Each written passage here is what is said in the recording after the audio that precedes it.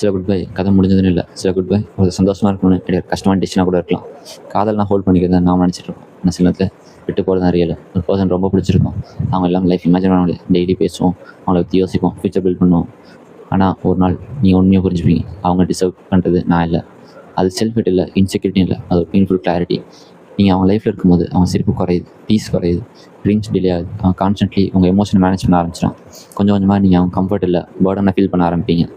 Love sometimes feels beautiful, but sometimes it feels guilty. என்னால் அவங்க better life miss பண்ணிட்டாங்கன்னா இந்த கேள்வி ரொம்ப dangerous. Because once it's enter into mind, every small fights start setting deeper. நீ பாசிட்டிவாக இருக்கலாம், ஓவர் திங்கிங்காக இருக்கலாம், அன்ரிசால்வ் ட்ராமாவாக இருக்கலாம், ஆர் மேபி நீ இன்னும் லைஃப்பை பில்ட் பண்ணிகிட்டு இருக்கலாம். ஆனால் அவங்க பியூராக லவ் பண்ணுறாங்க, அண்ட் அதுதான் உனக்கு பயம். Because they deserve stability, but நீ இன்னும் ஸ்ட்ராங் மாதிரி இருப்ப. சில பேர் நம்ம லைஃப்பில் வந்து நம்ம லோன்லினஸ் ஹீல் பண்ணுவாங்க, ஆனால் நம்ம ஓன்ஸை அவங்க மேலே டம்ப் பண்ண ஆரம்பிச்சிடும். அது லவ் இல்லை. ஒரு நாள் நீங்கள் ரியலைஸ் பண்ணுவீங்க, இந்த பர்சன் என்னை விட நல்லவன் டிசர்வ் பண்ணுறாங்க. அது ஈகோவோட ஒரு தாட் இல்லை, அது ஹார்ட் பிரேக்கோட ஒரு மெச்சூரிட்டி. அதனால தான் சில குட் பை மெசேஜஸ் ரொம்ப ஷார்ட்டாக இருக்கும். I think you deserve better.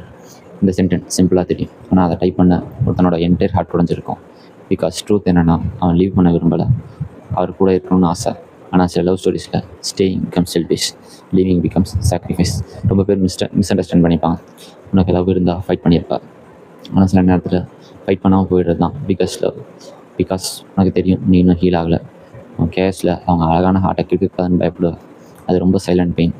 நீ ஆன்லைன் வருவ, ஆனால் மெசேஜ் பண்ண மாட்டேன். அவன் ஃபேவரட் சாங் கேட்டால் ஸ்கிப் பண்ண முடியாது. அவங்க பர்த்டே வரும், டைப்பிங் பாக்ஸ் ஓப்பன் பண்ணுவேன், டைப் பண்ணுவேன், டெலிட் பண்ணுவேன், அகைன் க்ளோஸ் பண்ணுவேன். Because leaving doesn't mean you stop loving them. Sometimes you leave because you love them too much to destroy them. And the saddest part, அவங்க உன் டிசிஷனை புரிஞ்சுக்காமல் இருக்கலாம். அவங்க நினைக்கலாம், why did you suddenly change?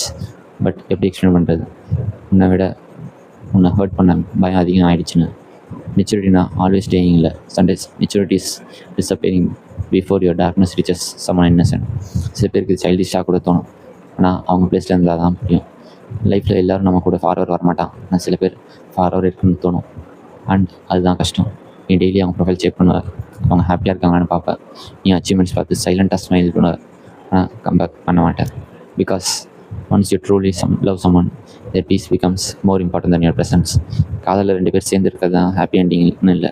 சில காதலில் ஒருத்தர் சைலண்ட்டாக வெளியே போய்ட்டது கூட ஹாப்பி எண்டிங் தான். For them maybe one day they will meet someone calmer, someone healed, someone who won't make them cry. ஆனால் ஹானஸ்ட்லி அது கொஞ்சம் வலிச்சாலும் நீ சந்தோஷப்படுவ. Because deep down you never wanted to own them. You just wanted them to be okay and happy. Sometimes the purest form of love is having the strength to leave.